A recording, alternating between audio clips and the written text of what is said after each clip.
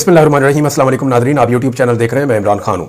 आज साल 2024 का आखिरी व्लॉग है और एक बड़ा ही भूचाल वाला अजीबोगरीब साल था जिसमें जुल्म की बर्बरियत की इंतहा की गई है। इस साल में कुछ चीज़ें अच्छी थी तो कुछ चीज़ें बहुत बुरी थी। मिसाल के तौर पर जाते जाते 26 नवंबर को जिस तरह का कत्लेआम पाकिस्तान के शहरियों का इस्लामाबाद में किया गया, पाकिस्तान की तारीख में ऐसी चीज़ों की मिसाल नहीं मिलती। और ये कोई पहाड़ों में दूर दराज इलाकों में नहीं किया गया, ये वफाकी दारुल-हुकूमत इस्लामाबाद के अंदर पार्लियामेंट से 1 किलोमीटर का भी फासला नहीं है, जहां पे इंसानों का ये कत्लेआम हुआ और इंसानों का खून बहाया गया।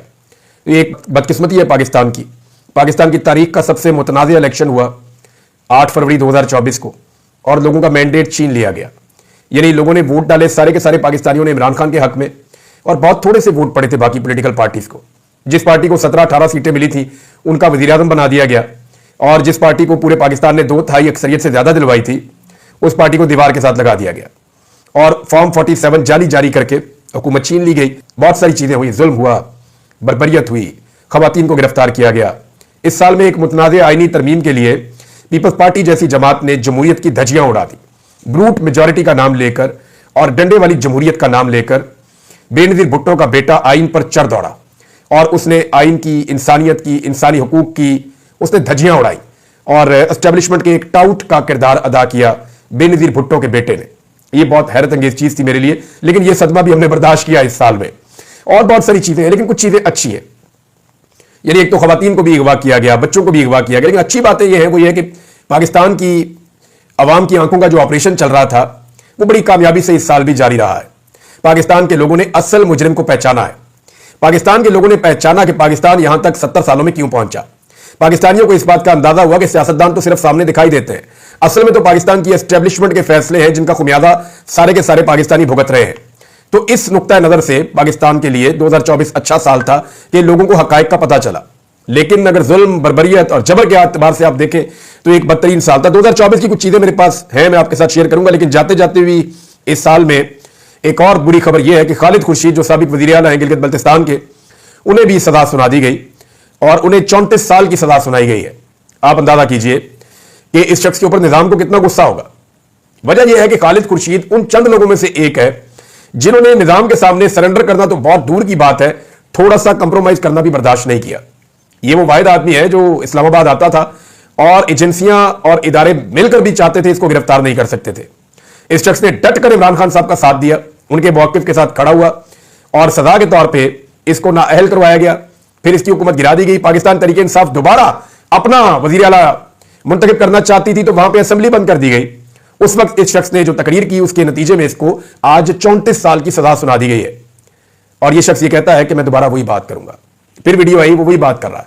तो मेरा यह मानना है कि यह आदमी पहाड़ जैसा हौसला रखता है, बल्कि इमरान खान के साथ खड़े होने के लिए जितनी कुर्बानी इसने दी है और जिस बहादुरी के साथ ये खड़ा हुआ है, शायद सब लोग ऐसे खड़े नहीं हो सकते। इमरान खान साहब का स्टेटमेंट है, पहले वो मैं आपको बता देता हूं क्योंकि ये फैसल चौधरी साहब के जरिए से बाहर आया। फैसल चौधरी साहब का ये कहना है कि इमरान खान साहब कह रहे हैं कि ISPR का मौक़िफ़ दुरुस्त नहीं है। TTP से मुज़ाकरात की हिकमत अमली जनरल बाजवा ने बनाई थी। इमरान खान साहब ने बहुत क्लियरली ये कह दिया। 6 वकील जाकर मिले इमरान खान साहब से जेल के अंदर, और इमरान खान साहब के खिलाफ मुकदमात की जो सीरीज चल रही है वो सारी चीजें फिर वहां डिस्कस होती रहती हैं। और ज्यादातर जो मुकदमात इमरान खान साहब के हैं या इमरान खान साहब के कारकुनों के हैं या बाकी लीडर्स के हैं, उनकी कोई हकीकत नहीं है, कानूनी हकीकत नहीं है, सारे सियासी नौयत के मुकदमात हैं। 2024 में सियासी नौयत के मुकदमात बनाने की भी एक भरमार रही। मेरे लिए 2024 का 2 वाकयात सबसे खौफनाक है जाती तौर पर अगर मैं ये कहूं तो। एक जिसकी मुझे हमेशा तकलीफ रहेगी कि मैं एहराम में जा रहा था हज करने के लिए, और उससे पहले इंटेलिजेंस के कुछ लोग मुझे मिले थे चंद दिन पहले, और उन्होंने यकीन दहानी करवाई थी कि आपको यह सिस्टम अब नहीं रोकेगा। आप अदालत से अगर परमिशन ले लेते हैं तो इमरान साहब अब आपको कोई नहीं रोकेगा। जो विक्टिमाइज करने की हमारी पॉलिसी थी वो बदल चुकी थी।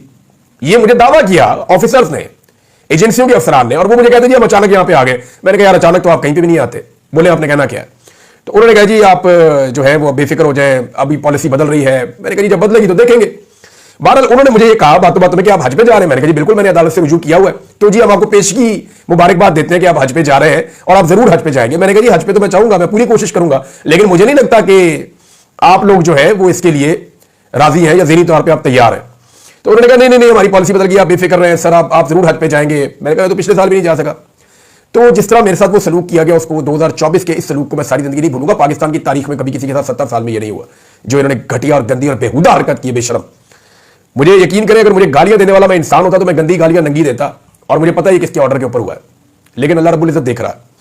दूसरी चीज यह है कि मुझे यह लगता था कि चलो गिरफ्तार कर लेना, ये सारा कुछ कर लेना, इतना मार्जिन मैंने रखा हुआ था कि शायद रियासत एक लेवल से आगे नहीं लाएगी। लेकिन जब ये कत्लेआम हुआ नवंबर में, और जिस तरह के हालात मैंने सामना किया, यही वक्त आएगा मैं बताऊंगा कि मैं किस तरह अपनी जान मेरी बची है, और अल्लाह रब्बुल इज्जत जान बचाने वाला है, मारने वाले से तो बहुत बड़ा है ना वो बचाने वाला। तो इस साल जिस तरह की सूरत मैंने देखी कि कोई किसी की जान क्यों ले सकता है सिर्फ इसलिए कि उसका पॉइंट ऑफ व्यू अलग है, इस लेवल तक नफरत ये भी मैंने इस साल देखा। तो ये दो चीजें तो मैं कभी भूल नहीं सकता। बहरहाल बाकी खबरों की तरफ आ जाए। इमरान खान साहब ने मजीद क्या कहा। इमरान खान ने मुज़ाकरात में सानिया 9 मई और 26 नवंबर एहतजाज पर जुडिशल कमीशन बनाने का मुतालबा दोबारा दोहराया है। हमारे 21 कैदियों को जमानतें मिली हैं। फैसल चौधरी के मुताबिक इमरान खान ने कहा कि ISPR का मौक़िफ़ दुरुस्त नहीं है। तालिबान एस्टेब्लिशमेंट के मामले पर जनरल बाजवा ने एक हिकमत अमली दी थी। अफगानिस्तान का मसला मुज़ाकरात से हल होगा। बातचीत एक मुअस्सर रास्ता है मामला को हल करने के लिए, मगर यहां स्पेशल वफद काबुल भेजते हैं और दूसरी तरफ बमबारी कर देते हैं। फैसल चौधरी ने कहा कि मिलिट्री अदालतों से सजाएं मुतनाज़े हैं। इन ट्रायल में इंसाफ होता नजर नहीं आता। इन ट्रायल में शफाफियत का अंसर गायब होता है। पाकिस्तान के आइन की हिफाजत की जाए और ह्यूमन राइट्स का ख्याल रखा जाए। हम मुज़ाकरात में रियायत नहीं मांगते, हम इंसाफ मांगते हैं। हमारे लीडर की सियासी टारगेटिंग हो रही है। हम हुकूमत की संजीदगी देखने के लिए 31 जनवरी तक की डेडलाइन दे रहे हैं। पूरा महीना पड़ा है, अभी तो आज आखिरी तारीख है दिसंबर की, कल से ये टाइम पीरियड शुरू हो जाएगा, 1 महीना और है, और 1 महीना बहुत होता है अगर नीयत हो मुज़ाकरात करने की। तो फिर इमरान खान साहब ने जो है वो पूरे आज़म के साथ इमरान खान साहब खड़े हैं, ये बताया उनके वकील ने। और ये साल एक मुश्किल तरीन साल था, लेकिन अगले साल के लिए इमरान खान साहब कह चुके हैं कि अगला साल कामयाबी का साल है और हकीकी आज़ादी का साल है और लोगों को उनके हकूक मिलेंगे। अलीमा खान साहब ने भी इशारा दिया कि इमरान खान साहब बाहर आएंगे और वो विक्ट्री का साइन बनाने की बजाय शायद मुक्का लहराएंगे। इमरान खान साहब को जब गोलियां लगी थी तब भी उन्होंने मुक्का लहराया था, और इमरान खान के साथ जो जुल्म और जबर हुआ इसके बावजूद वो झुके नहीं, ये उनकी एक बहुत बड़ी कामयाबी है। अब पूरा निजाम इमरान खान साहब की मिन्नतें कर रहा है क्योंकि उनको छोड़ना मजबूरी बन चुकी है। और कितने मुकदमे दर्ज कर सकते हैं बताएं ना। 250 से ज्यादा मुकदमे इमरान खान साहब के खिलाफ दर्ज हो चुके हैं। 95% से ज्यादा मुकदमात में इमरान खान साहब अपने आप को निकाल चुके हैं। ये थोड़े से मुकदमा 2-4 रह गए हैं। इन मुकदमात में भी इमरान खान साहब ने आने वाले 1-2 महीनों में निकल जाना है, तो फिर और मुकदमात डाल दिए जाएंगे। कैसे डालेंगे और मुकदमात, उसको जस्टिफाई कैसे करेंगे। जो बाइडन के दौर में तो आपको जस्टिफाई करने की जरूरत नहीं थी, क्योंकि जो बाइडन इंतजामिया सपोर्ट कर रही थी पाकिस्तानी एस्टेब्लिशमेंट को और हुकूमत को। लेकिन अब जब वो सपोर्ट हट गई है तो नए मुकदमा डाले नहीं जा सकते, पुरानों में जेल में रखा नहीं जा सकता, तो अल्टीमेटली इमरान खान ने बाहर आना है। अब बाहर लाने से पहले पूरे निजाम को जल्दी पड़ी हुई है कि कुछ भी करके इमरान खान के साथ कोई डील बना ली जाए, लेकिन इमरान खान साहब को जल्दी कोई नहीं है, ना वो डील करना चाहते हैं। जमायमा खान ने एक इंटरव्यू दिया है बैनुल अक़वामी मीडिया को, और उस इंटरव्यू में जमायमा खान ने कहा कि इमरान खान साहब के बच्चे परेशान हैं। देखिए, वो उनके बच्चों की मां तो है ना। अब इमरान खान साहब के साथ उनकी तलाक हो गई है, लेकिन इस खातून ने बार बार साबित किया कि वो वफादारी के साथ इमरान खान साहब के साथ खड़ी है। जब भी कोई प्रॉब्लम या मुश्किल आई और वो मदद कर सकी तो उन्होंने बताया जी ठीक है, ये चीज़ मेरे पास है, मैं इसमें मदद कर सकती हूँ, क्योंकि वो इमरान खान के बेटे उनके पास है और वो उनके बच्चों की माँ है। तो ये बता रही है कि उनके बेटे परेशान है और इंसानी हकूक की जो पामालियाँ हो रही हैं, इस हवाले से हमें तशवीश और परेशानी है। अब आ जाइए 2024 के अंदर पाकिस्तान में मरकज़ निगाह कौन रहा, यह है जी सबसे बड़ा सवाल। तो तमाम निगाहों का मरकज 2024 में इमरान खान साहब रहे। कोई और इतना मकबूल पाकिस्तान में नहीं हो सका जितने मकबूल इमरान खान साहब हुए 2024 में। 2025 में शायद ये मकबूलियत इससे भी ऊपर जाएगी, लेकिन जिनकी हुकूमत बनाई गई उनकी हालत यह है। और क्या है जरा ये देख लें आप, ये मैं आपको सिर्फ सोशल मीडिया का एनालिसिस दे रहा हूं। अशर बाजवा साहब ने यह किया है, बड़ा कमाल काम करते हैं। उन्होंने तमाम चैनल्स की व्यूअरशिप इकट्ठी की, जितने मेन स्ट्रीम मीडिया है उनके भी सारे व्यूज इकट्ठे किए, और वो सबको लगाने के बाद यानी 8,26,000 से ज्यादा वीडियोस अपलोड की गई हैं। 8,26,000 से ज्यादा, इतने ज्यादा डाटा का एनालिसिस करना और इकट्ठा करना ये बहुत मुश्किल काम है। लेकिन क्योंकि वो एक्सपर्ट है, वो इसके सॉफ्टवेयर को जानते हैं, तो उन्होंने ये सारा डाटा इकट्ठा किया और उस डाटा की बुनियाद के ऊपर एक एनालिसिस हमारे सामने रख दिया है जो फैक्ट बेस है, जो फैक्चुअल है, और इसका ये पूरा एक चार्ट भी मौजूद है। उन्होंने बताया पॉलिटिकल फिगर्स की अगर आप बात करें ना, तो पॉलिटिकल लीडर्स के दरमियान जितने भी व्यूज थे उनका 63% अकेले इमरान खान साहब ने लिया। जितने भी व्यूज थे अकेला इमरान खान जेल में बैठा, एक लफ्ज नहीं बोला, एक तस्वीर बाहर नहीं आई, फिर भी 63% आप अंदाजा करें। और खुदा की पनाह, जो बंदा बाहर हो, बात कर रहा हो, लोग उसको सुन रहे हो, वो दिखाई दे रहा हो, तब तो मानते हैं जिसके व्यूज आ रहे हैं। एक बंदा मौजूद ही नहीं है, आपने उसकी कोई वीडियो नहीं देखी, आपने कोई उसकी ऑडियो नहीं सुनी, उसकी पुरानी वीडियो, पुरानी ऑडियो और पुरानी तस्वीरों के ऊपर जो व्यूज मिले हैं वो 63% है पाकिस्तान के टोटल व्यूज के। यानी ये लगभग 8.25 लाख वीडियोज हैं और उनमें 63% व्यूज उस बंदे को मिल रहे हैं जो पूरा साल दिखाई नहीं दिया, नजर ही नहीं आया। सुना ही नहीं दिया। 63% से ज्यादा व्यूज। जबकि बाकी पॉलिटिकल पार्टीज के सबके मिलाकर 37% है। नवाज शरीफ 13, 3 दफा का वज़ीर आज़म, मरियम नवाज 11, जबरदस्ती की वज़ीर आला पंजाब, शहबाज शरीफ 5, बिलावल और मौलाना फजल रहमान 3-3 और जरदारी 2%। ये औकात है बाकी पॉलिटिकल लीडर्स की इमरान खान के सामने। अब आ जाए जरा पाकिस्तान तहरीक इंसाफ के टाइटल वाली वीडियोस के व्यूज और बाकी पॉलिटिकल पार्टीज के वीडियोस की व्यूज। अब इसमें भी एक चार्ट मौजूद है हमारे पास सामने। 78% ऑडियंस, 78% ऑडियंस पाकिस्तान तहरीक इंसाफ के साथ, उनके व्यूज के साथ है, उन्हें देख रही है।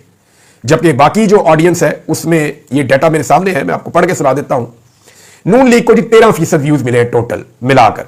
पीपल्स पार्टी को मिले हैं जी 5%, एमक्यूएम को मिले जी 2%, जमीयत उलमा इस्लाम फजल रहमान साहब को मिले हैं जी 1%, और तहरीक लब्बैक पाकिस्तान को मिले हैं जी 1%, और आईपीपी को मिले हैं जी 0%। जमात इस्लामी जो जेल में बैठे हुए आदमी से उनके अमीर कह रहे हैं कि तुम गारंटी दो कि इसराइल को नहीं मानते, और जो हुक्मरान में बैठे हुए हुकूमत में बैठे हुए उनसे वो गारंटी नहीं मांग रहे, उनसे बात नहीं कर रहे, और जेल में बैठे हुए आदमी को टारगेट कर रहे हैं एस्टेब्लिशमेंट के कहने के ऊपर। आप अंदाजा कीजिए, बड़ी अफसोसनाक बात है। तो जमात इस्लामी के भी 0%। जब इस तरह के काम करेंगे तो यही होगा। यानी जो टोटल व्यूज हैं उनका 0% तकरीबन बनता है, 1% से भी बहुत कम। ये जनाब जमात इस्लामी को मिला है। ये है जी इस वक्त इमरान खान साहब की मकबूलियत जब 2024 का आखिरी सूरज गरूब हुआ। एक और जनाब 2024 का कारनामा पाकिस्तान की जानिब से, पाकिस्तानी हुकूमत और इदारों की जानिब से, और वो कारनामा है इंटरनेट की बंदिश। और इसके ऊपर भी एक डाटा है, ये डाटा भी अब सर्कुलेट कर रहा है और ये फैक्चुअल बेस्ड है कि दुनिया में सबसे ज्यादा इंटरनेट किस मुल्क ने बंद किया। तो जनाब पाकिस्तान इस रेस में दूसरे नंबर पे आया। थोड़ी सी और मेहनत करते ना, चंद घंटों के फर्क से पाकिस्तान पहले नंबर पे आ जाता। थोड़ी सी और कोशिश करते और इंटरनेट को मजीद बंद करते तो पाकिस्तान पहले नंबर पे आ सकता था, क्योंकि थोड़े से फर्क के साथ म्यांमार एक मुल्क है जिसको आप बर्मा के नाम से जानते हैं। पुराना नाम बर्मा है, नया नाम म्यांमार है। यहां पे इस वक्त फौजी हुकूमत है, डिक्टेटरशिप है। वहां पे जो इंटरनेट की बंदिश है वो पाकिस्तान से थोड़े से नंबरों से जीत गए हैं। पाकिस्तान दूसरे नंबर पे आ गया है पूरी दुनिया में। यह कारनामा भी पाकिस्तान की इस हुकूमत ने, एस्टेब्लिशमेंट ने और मौजूदा रजीम ने किया है। इंटरनेट शटडाउन के दौरानिए के लिहाज से दुनिया भर में दूसरे नंबर पे 2024 में पाकिस्तान, और बर्मा या म्यांमार जो है वो पहले नंबर पे है। वहां के सियासी रहनुमा और मीडिया पर सख्त पाबंदियां हैं, लोगों को जेलों में डाला गया है वहां पे, तो वो हमसे आगे जा रहा है। दुनिया में दूसरे नंबर पे हम है। इंटरनेट शटडाउन में पाकिस्तान ने 1861 घंटे तक इंटरनेट को बंद रखा है पाकिस्तान में, और म्यांमार से बहुत थोड़ा सा फर्क है कि हम उससे बहुत थोड़ा सा पीछे हैं। डिजिटल मईशत को और अवामी राब्तों को बुरी तरह तबाह किया इस बंदिश ने। इसका जो बिजनेस और फ्रीलांसर्स को नुकसान हुआ है वो $351 मिलियन का नुकसान हुआ है। सऊदी अरब को हमने जो अभी बेचा ना रेकोडेक का 15%, वो हमने लगभग 500 कुछ मिलियन का बेचा है। तो 351 मिलियन का नुकसान हमने यहां पे अपना मुंह काला किया इंटरनेट बंद कर करके। सारी दुनिया में अलग बदनामी हमारी हुई है। और ये जो सऊदी अरब को हमने बेचा है ना रेकोडेक, इसकी कहानी मैं आपको पूरी बताता हूं कि ये एक्चुअली है कितने का, हमने बेच कितने का दिया, और ये हुक्मरान कर क्यों रहे हैं, और ये क्यों सऊदी अरब को राजी करना चाहते हैं, किस मकसद के लिए करना चाहते हैं, और ये कितने का सोना था जो हमने कितने में दे दिया। और इसके अंदर खाली सोना नहीं है, इसमें कॉपर भी है। इस माइन की मालियत कितनी है आप गूगल करके देख लें, आपको आइडिया हो जाएगा। आप सर पकड़ के बैठ जाएंगे कि कौमें फरोख्तन बचे अर्जा फरोख्तन, ये कौम बेच दी और इतनी सस्ती बेच दी। ये फारसी का एक शेर है, मुझे याद था, मैंने आपको सुना दिया साथ ही। बहरहाल जनाब सबसे बड़ा नुकसान है जो एशिया के ममालिक को हुआ, उनमें सबसे बड़े नुकसानात में से एक नुकसान यह है कि तकरीबन 83 मिलियन इंटरनेट सारिफीन जो हैं इन बंदिशों से मुतासिर हुए। इससे कारोबार मुतासिर हुआ, तालीमी सरगर्मियां मुतासिर हुई, ऑनलाइन सरगर्मियां जितनी भी हैं वो मुतासिर हुई, लोगों के राब्ते मुनक़ता हो गए। जो डिजिटल मईशत है वो डिजिटल दहशतगर्दी के नाम के ऊपर तबाह कर दी गई। यानी डिजिटल टेररिज्म की एक टर्मिनोलॉजी हमने सुनी ना, फिर मैंने देखा पाकिस्तान में जैसे इंटरनेट को बंद किया गया तो उसकी बुनियाद के ऊपर पाकिस्तान की जो डिजिटल मईशत है या डिजिटल इकॉनमी है उसको बुरी तरह तबाह किया गया है। और इसके बाद जो पाकिस्तान के टैलेंट के साथ हुआ, जो पाकिस्तान से लोग पैसा लेकर पाकिस्तान से बाहर भागे, ये रीजंस होते हैं ना। आप लोगों को माहौल देते हैं तो लोग यहां पे रहकर काम करते हैं। एक और जो जाते जाते भंड किया, जो जाते जाते बेड़ा गर्क किया पाकिस्तान की मईशत का, जिसका खुमियाजा हम अगले साल भुगतेंगे। और मैं आज आपको वार्न कर रहा हूं और आपको बता रहा हूं कि गंदम के हवाले से एक बड़ा बहरान हमारे सर पे खड़ा है, और इसकी निशानदेही जो है मुजम्मिल असलम साहब ने की है, और ये डाटा अवेलेबल है, आप जाकर इसको चेक कर सकते हैं। और इस पे जनाब जंग ग्रुप, जो बहुत फेवरेट ग्रुप है हुकूमत का, उसने भी इसके ऊपर रिपोर्टिंग कर दी है। पाकिस्तान में जो हमें गंदम चाहिए थी, पंजाब में उसका हदफ रखा गया था कि कम से कम 16.5 मिलियन एकड़ के ऊपर गंदम लगे तो हमारी जरूरियात पूरी होती हैं। 16.5 मिलियन एकड़, यानी कम से कम जो है वो 16.5 मिलियन एकड़ के ऊपर गंदम लगनी चाहिए।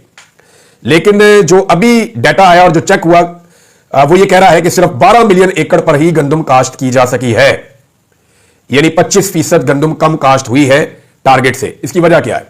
मरियम नवाज ने किसानों को रोल के रख दिया। पहले उनको कहा गंदम इस कीमत पे खरीदेंगे, वो कीमत इंतहाई कम रखी, किसान खसारे में जा रहा था। फिर उस कम कीमत के ऊपर भी गंदम खरीदने से इनकार कर दिया, जिसकी वजह से किसान की कमर टूट गई, वो अपनी गंदम बेचने के लिए बेचारा मजबूर हो गया। आड़तियों ने ओने पोने उससे गंदम खरीदी, मिडलमैन ने बेशुमार पैसा बनाया और किसान कंगला हो गया। अब किसान अपनी जरूरत से ज्यादा गंदम लगा नहीं रहा। जब वो ज्यादा गंदम नहीं लगा रहा, क्योंकि उसके ऊपर अखराजात करेगा, बाद में ये खरीदेंगे नहीं, तो वो पहले ही नुकसान उठाकर बैठा हुआ है। तो इस वजह से हमारी जो काश्त है वो कम हो गई है। अब जब काश्त कम हो गई है तो इससे मिलती जुलती सूरत जो है वो सिंध से भी रिपोर्ट हो रही है कि वहां पे भी सूरत को इतनी हौसला अफजा नहीं है। गंदम की जो काश्त का टारगेट था वो वहां पे भी शायद पूरा नहीं हुआ। अब गंदम अगर कम होगी तो आप करेंगे क्या? यूक्रेन और रूस में तो पहले जंग लगी हुई है, जहां से आप पहले गंदम ले लेते हैं, तो सिचुएशन उतनी फेवरेबल तो है नहीं। अब मामला यह है कि पाकिस्तान के अंदर गंदम का बहरान पैदा होगा, और उस बहरान के लिए जो सबसे बड़ी जिम्मेदार शख्सियत है वो नवाज शरीफ की बेटी है, जिसने किसानों को धोखा दिया। पहले एक कीमत मुकर्रर की और फिर उस कीमत के ऊपर गंदम खरीदने से इनकार कर दिया। अब नाज़रीन, एक नया मनसूबा लॉन्च किया गया है, एक नया लॉलीपॉप पाकिस्तानियों को देने की कोशिश की जा रही है कि जी उड़ान पाकिस्तान मनसूबा ला रहे हैं, ये जी बड़ा जरूरी है और इससे पाकिस्तान की उड़ान होगी और ऊपर जाएगा। कभी ये ले आते हैं SIFC, कोई फर्क नहीं पड़ता। कभी कर्ज उतारो मुल्क संवारो, कोई फर्क नहीं पड़ता। कभी सबसे पहले पाकिस्तान का नारा, कोई फर्क नहीं पड़ता। कभी वन विंडो ऑपरेशन, कोई फर्क नहीं पड़ता। कभी मईशत का इनकलाब, बेशुमार प्रोजेक्ट हम हर साल सुनते हैं। हुकूमतें आती है, नए से नए प्रोजेक्ट लॉन्च करती है, पाकिस्तान का फायदा ही नहीं होता। एक दफा पाकिस्तान में एक प्रोजेक्ट लॉन्च करें, पाकिस्तान का फायदा हो जाएगा। एक प्रोजेक्ट लॉन्च करें जिसके अंदर जमहूरियत हो, कानून की हुक्मरानी हो, आजाद अदलिया हो, आजादी इज़हार राय हो, इंसानी हकूक का एहतराम हो, अवामी मैंडेट के मुताबिक चलकर देखें। ये जो आप बार बार नए नए प्रोजेक्ट लेकर आते हैं नाम बदल बदल के, इनसे मुल्क नहीं चलेगा। मुल्क चलेगा एतमाद से, मुल्क चलेगा रूल ऑफ लॉ से, मुल्क चलेगा आजाद अदलिया से, मुल्क चलेगा आजादी इज़हार राय से, मुल्क चलेगा सही जमहूरी उसूलों के साथ, अवामी मैंडेट की तौहीन ना करके। एक दफा ये करके देख ले, मुल्क चल जाएगा। आपको कोई नाम नहीं रखना पड़ेगा। पूरी दुनिया के अंदर इन नामों के साथ कोई प्रोजेक्ट लॉन्च नहीं होते, कोई ऐसे नहीं करता। उन्हें पता है जी सीधा सीधा चलो मुल्क चल जाता है। ये यहां पे रोजाना एक नया चूरन लेकर आते हैं, आवाम को चटाते, थोड़े अरसे के बाद पता चलता है कि हमें फिर हमारी जेब दोबारा कट गई है। ये इसी तरह करते हैं, तो इसका भी कोई फायदा नहीं होगा। बहरहाल ये जरूर होगा कि पाकिस्तान के मीडिया को इश्तिहारात मिलेंगे, आधे आधे सफे का इश्तिहार छपेगा, टीवी के ऊपर जो है वो कवरेजेस होंगी, मीडिया का पेट भरेगा, मीडिया के एंकर हम लोग बैठेंगे, बैठ के कहेंगे वाह जी वाह, कमाल कर दिया, कमाल का मंसूबा आ गया। एक राय बनाने की कोशिश करेंगे और आवाम के साथ अगली डकैती की तैयारी हो जाएगी। अब तक के लिए इतना ही, अपना ख्याल रखिएगा, अपने चैनल का भी। अल्लाह हाफिज़।